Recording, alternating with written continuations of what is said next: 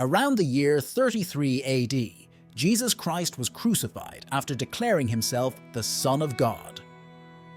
Following this event, his disciples proclaimed his resurrection and began spreading his teachings, thereby initiating the emergence of Christianity.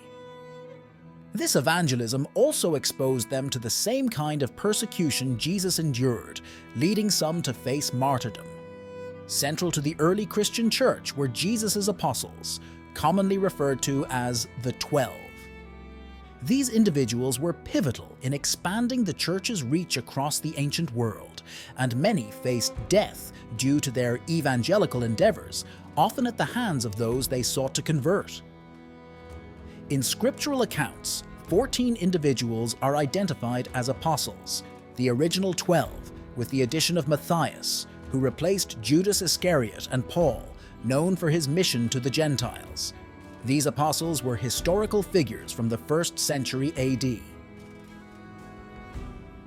The Bible explicitly records the deaths of only 2 apostles, James and Judas Iscariot.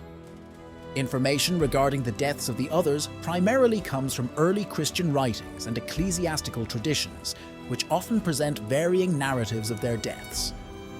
While it is widely believed that John was the sole apostle to die of natural causes, some traditions indicate that there might have been others who were not martyred. In art, each apostle is often depicted with symbols related to their manner of death, with Bartholomew's representation being notably macabre. This video aims to explore the known and speculative aspects of each apostle's death, drawing from biblical texts, historical records, early Christian literature, and legends to present a comprehensive view of their fates.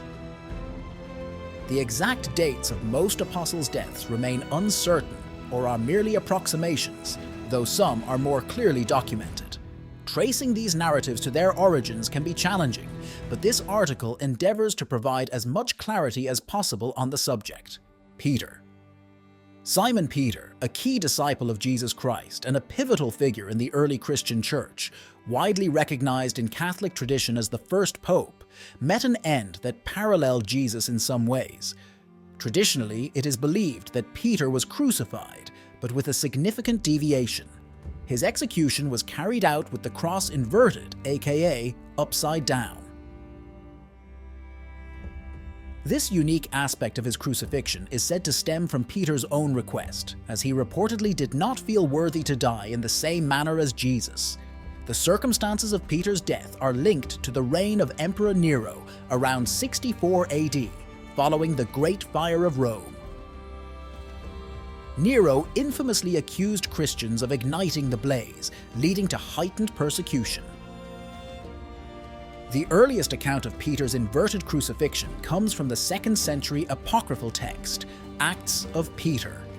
The Gospel of John foreshadows Peter's death when Jesus tells him, "When you are old, you will stretch out your hands, and someone else will dress you and lead you where you do not want to go." Found in John chapter 21, verse 18. With John further clarifying that Jesus' words signified the manner of Peter's death, found in John chapter 21, verse 19. Clement of Rome, an early church leader who personally knew the apostles, refers to Peter in his letter, 1 Clement. He highlights the persecutions endured by the church's pillars, specifically noting Peter's unjust suffering and eventual martyrdom. Additionally, Eusebius, often called the father of church history, cites Origen, a scholar of the 2nd and 3rd centuries, who confirms that Peter was crucified at Rome with his head downwards, as he himself had desired to suffer. It's also worth noting that Roman soldiers were known for varying the methods of crucifixion, sometimes using these alterations for their own amusement. The Jewish Roman historian Josephus, who lived in the 1st century, documents that Roman soldiers would not always crucify people in the traditional manner, experimenting with different positions as recorded in his work, Jewish War, Andrew. The narrative surrounding the martyrdom of Andrew, Peter's brother, suggests he met a fate similar to Peter, though the basis for this demise is less certain. It is commonly held that Andrew was crucified in Patras, Greece, around 60 AD. Echoing his brother's sentiment of unworthiness to die as Jesus did, Andrew was reportedly bound to a cross. However, unlike the traditional cross, his was shaped like an X, leading, unfortunately, the origin of this narrative isn't exactly trustworthy.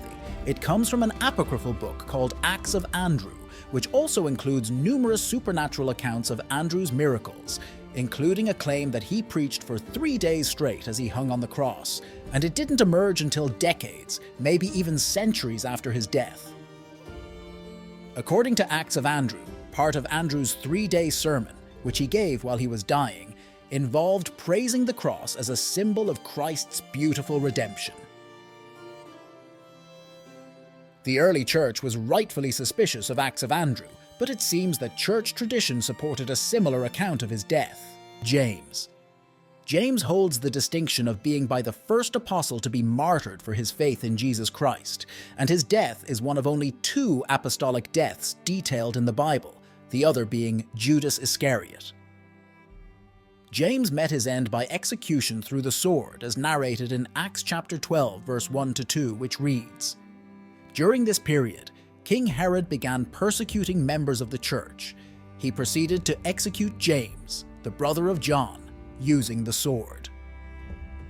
King Herod, aiming to curry favor with the Jewish populace who were eager to hinder the spread of Christianity, targeted Christians for persecution, a strategy that proved popular with his Jewish constituents, found in Acts chapter 12, verse 3.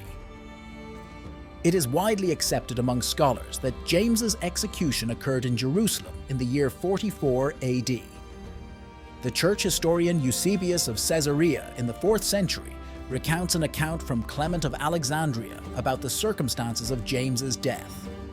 The guard who led James to trial was so profoundly affected by his testimony that he declared himself a Christian. Consequently, they were sentenced together. En route to their execution, the guards sought James's forgiveness, which James granted with the words, "I wish you peace," followed by a kiss.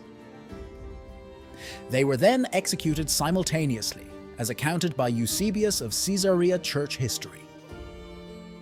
Although Clement of Alexandria lived over a century after James's death, he likely had access to earlier sources and documents that have not survived to the present day.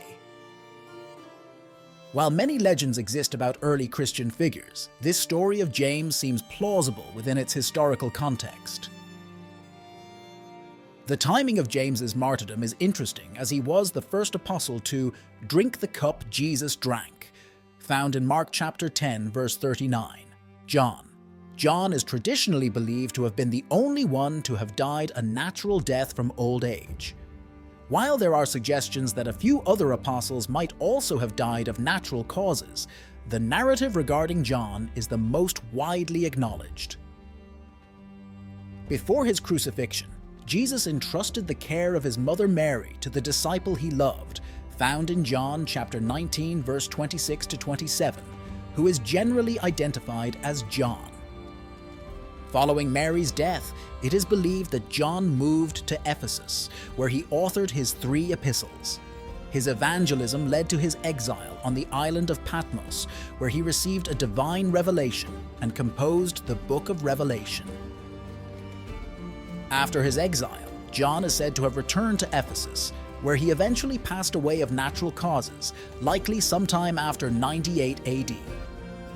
It's important to note, however, that there is some scholarly debate about whether John the Apostle and John of Patmos were indeed the same person. An interesting anecdote from Tertullian, a Christian author from the late 2nd to early 3rd century, recounts an attempt by the Romans to execute John by immersing him in boiling oil. According to this account, John miraculously survived unscathed, leading to the conversion of many spectators. This story explains why some Christian iconography depicts John in a vat of boiling oil. Philip. The historical records concerning the death of Philip the Apostle are somewhat muddled, mainly due to early Christians often conflating him with Philip the Evangelist, who is mentioned in the Book of Acts. This confusion makes it challenging to definitively determine the details of the Apostle Philip's death, as accounts vary and may refer to either Philip. The circumstances of Philip's demise remain uncertain, with several competing theories. Some sources suggest he died of natural causes, while others propose he was executed, either by beheading, stoning, or even crucifixion, possibly inverted. What is generally agreed upon is that his death occurred in the 1st century, potentially around 80 AD. Most early traditions lean towards the idea that Philip was martyred in Hierapolis, an ancient Greek city. Polycrates of Ephesus, in a letter to Pope Victor, mentions Philip as one of the 12 apostles buried in Hierapolis. However, this is complicated by the account of Caius the Presbyter, a 3rd century Christian writer who refers to the burial of Philip alongside his 4 prophesying daughters in Hierapolis. This seems to align more with Philip the Evangelist, known from Acts chapter 21 verse 8 to 9, to have 4 prophetic daughters, making it improbable that both Philips had such similar familial circumstances. The Acts of Philip, a text providing a detailed narrative of Philip's martyrdom, presents its own set of challenges regarding reliability. According to this account, Philip converted the wife of a proconsul, leading to his and Bartholomew's crucifixion. While crucified, Philip's preaching moved the crowd to release them, but he requested only Bartholomew be freed, choosing to remain on the cross. In conclusion, while the stories of Philip's end vary widely and are clouded by historical confusion between him and Philip the Evangelist, the most consistent element across these accounts is his martyrdom in Hierapolis, albeit with differing details on the exact method of his death. Bartholomew. Bartholomew's martyrdom, like that of many other apostles, is shrouded in various accounts and narratives. The most widely recognized and depicted account is that he was flayed alive and then beheaded. This gruesome end is often portrayed in artwork, where Bartholomew is typically shown either holding or wearing his own skin, or is associated with flaying knives. However, the accounts of Bartholomew's martyrdom do vary. For instance, Fox's Book of Martyrs recounts that Bartholomew faced persecution in India, where he was severely beaten before being crucified by fervent idol worshippers. The Golden Legends offers multiple perspectives on his death.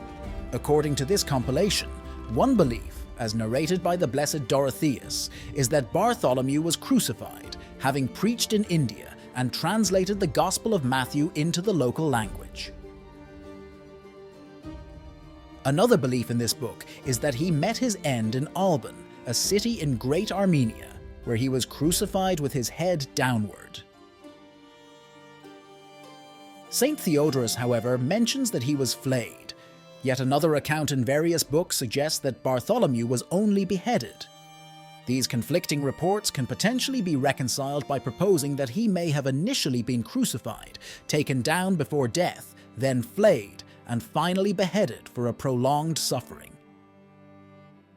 Another narrative asserts that Bartholomew was beaten until unconscious and then drowned in the ocean. Regardless of the precise manner of Bartholomew's death, it is widely accepted that it was likely a violent and painful end. While the various beliefs differ in the specifics of how he died, they all concur that his martyrdom was a direct consequence of his evangelical ministry.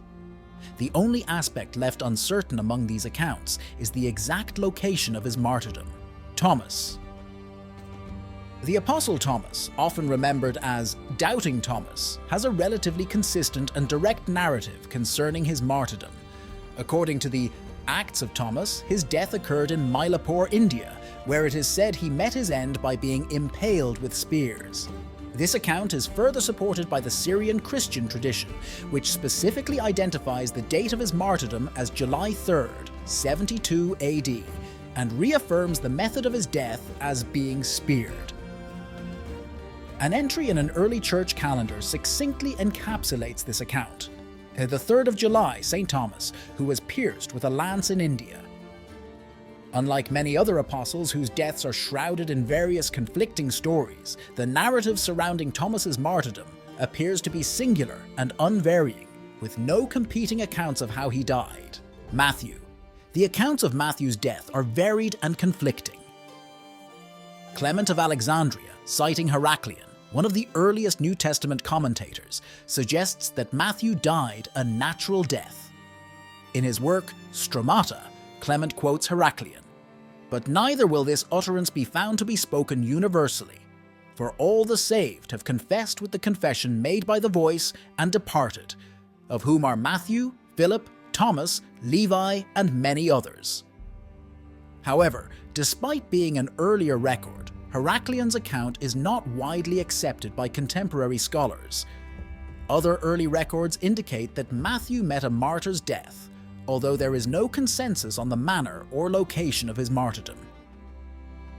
Various early church fathers have suggested that Matthew was either burned, stoned, stabbed, or beheaded. John Fox's Book of Martyrs, a significant compilation of martyrological accounts from the 16th century, provides a popular tradition regarding Matthew's end. The scene of his labours was Parthia and Ethiopia, in which latter country he suffered martyrdom, being slain with a halberd in the city of Nadaba, AD 60. This depiction of Matthew's martyrdom, involving his being slain with a halberd in Nadaba, Ethiopia, reflects the diversity and complexity of traditions surrounding the deaths of the apostles, as different accounts have emerged and evolved over time. James. Determining how James, son of Alphaeus, died is complicated by the debate over whether he is the same person as James the Just, Jesus' brother. James, son of Alphaeus, is a relatively obscure figure in the Bible, mentioned only twice, while James the Just was a prominent leader in the early church. Church tradition often merges these two, suggesting they are the same individual, but many modern scholars contest this view. According to tradition, James the Just met a violent end. He was reportedly pushed from the pinnacle of a temple while preaching, then subsequently beaten with a fuller's club and stoned to death. In artistic depictions, James, son of Alphaeus, is often shown with a fuller's club, reflecting the traditional view that he and James the Just are the same person. However, there is another tradition which posits that James, son of Alphaeus, ministered in Egypt and was crucified in the city of Ostrakine. The ancient theologian Hippolytus, writing in his work on the 12 Apostles of Christ, seems to align with the death attributed to James the Just.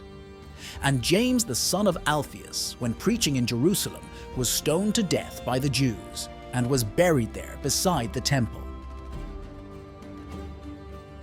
This account mirrors the manner in which James the Just is said to have died. Nonetheless, the reliability of Hippolytus's text is in question.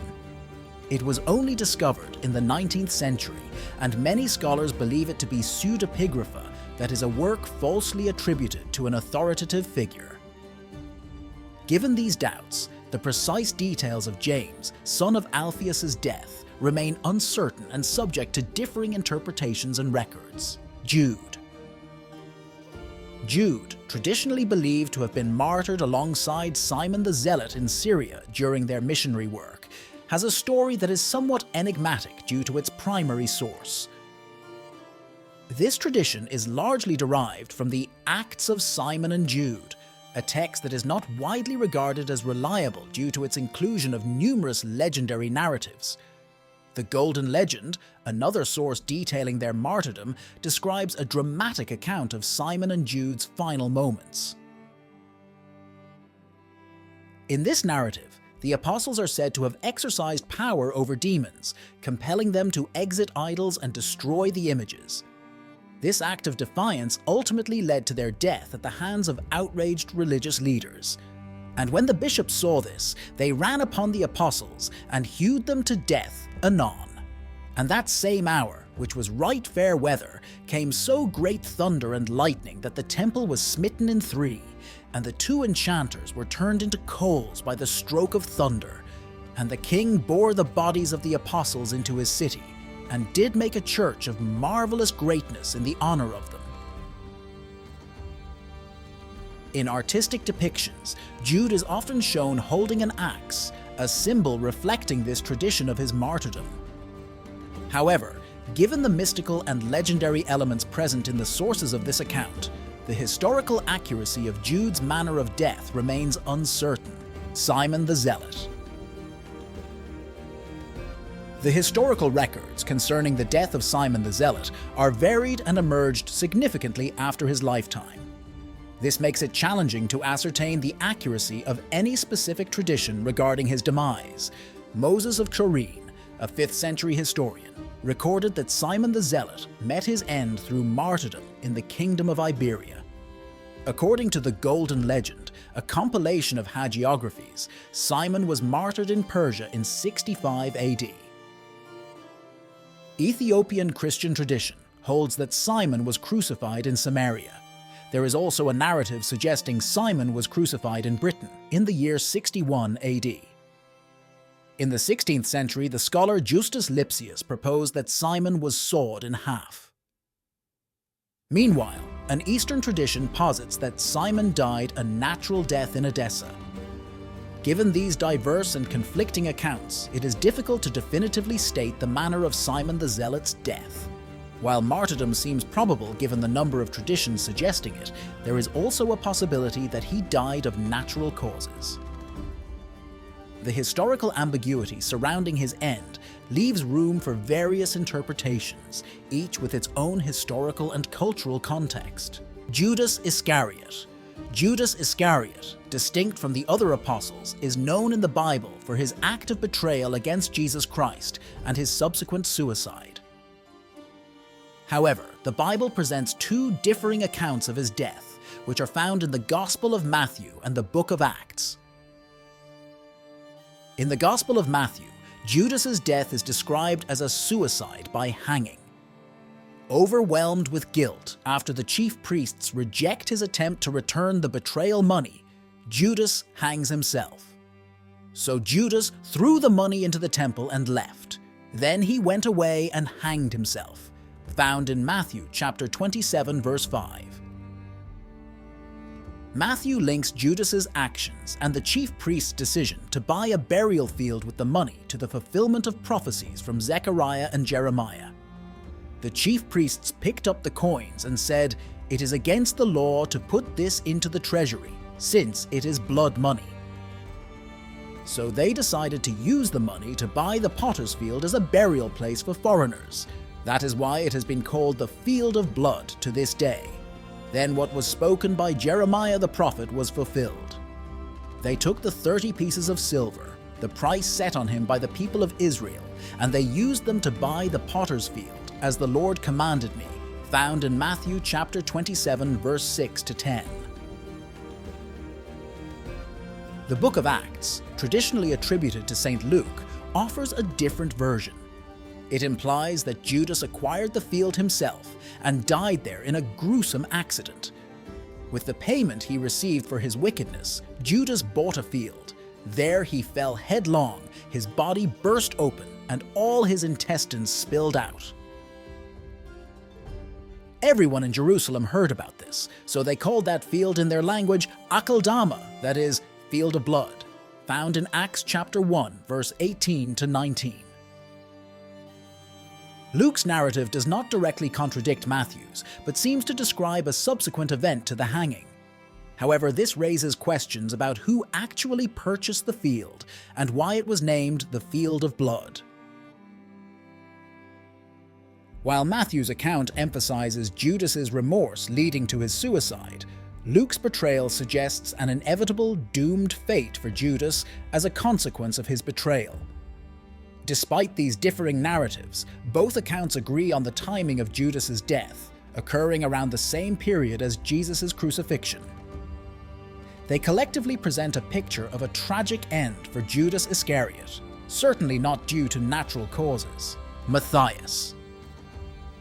Mathias is unique among the apostles, as he was not part of the original 12, but was chosen by the remaining apostles to take the place of Judas Iscariot following Jesus' ascension and before the descent of the Holy Spirit, as described in Acts chapter 1, verse 12 to 26. Due to his late addition and relatively limited mention in the Bible, Mathias remains the most enigmatic apostle, leading to uncertainty about his life and death. Various traditions offer different accounts of Matthias's end. One tradition suggests that he met a martyr's death by stoning after ministering to cannibals in what is now known as Georgia, then referred to as Ethiopia. Another account contends that he was stoned by Jews in Jerusalem and subsequently beheaded. Contrasting these martyrdom narratives, Hippolytus of Rome, an early Christian writer, claims that Matthias died of old age in Jerusalem. Due to the scarcity of definitive historical records, the details of Matthias's ministry and his manner of death remain largely speculative, pieced together from various traditions and historical fragments. Paul, distinct from the original 12, is widely recognized as an apostle, primarily known for his mission to the Gentiles, found in Romans chapter 11, verse 3. While his death is not detailed in the Bible, it is one of the more thoroughly documented martyrdoms within early Christian history. Many early church fathers concur that he was beheaded under Emperor Nero's reign, placing his death prior to 68 AD. The earliest existing reference to Paul's martyrdom is found in a letter from Clement of Rome to the Corinthians, in which he notes the martyrdoms of both Paul and Peter. An apocryphal text from the 2nd century, the Acts of Paul, specifically states that Nero ordered Paul's beheading. Around 200 AD, Tertullian drew a parallel between Paul's death and that of John the Baptist, who was also beheaded. Other early Christian writers have echoed these accounts and provided further details, such as the location of Paul's execution in Rome and his burial place, the Ostian Way in Rome. These accounts, despite their varying sources, collectively reinforce the narrative of Paul's martyrdom by beheading in Rome. The apostles were pivotal figures in the foundation of Christianity, a faith that has grown to become the world's largest religion. Their significant contributions and evangelistic efforts in the years following Jesus' death were instrumental in shaping Christianity as it is known today. However, despite their crucial role, many people are familiar with only a few of their names and are often unaware of the detailed accounts the Bible provides about them or the extent of their achievements.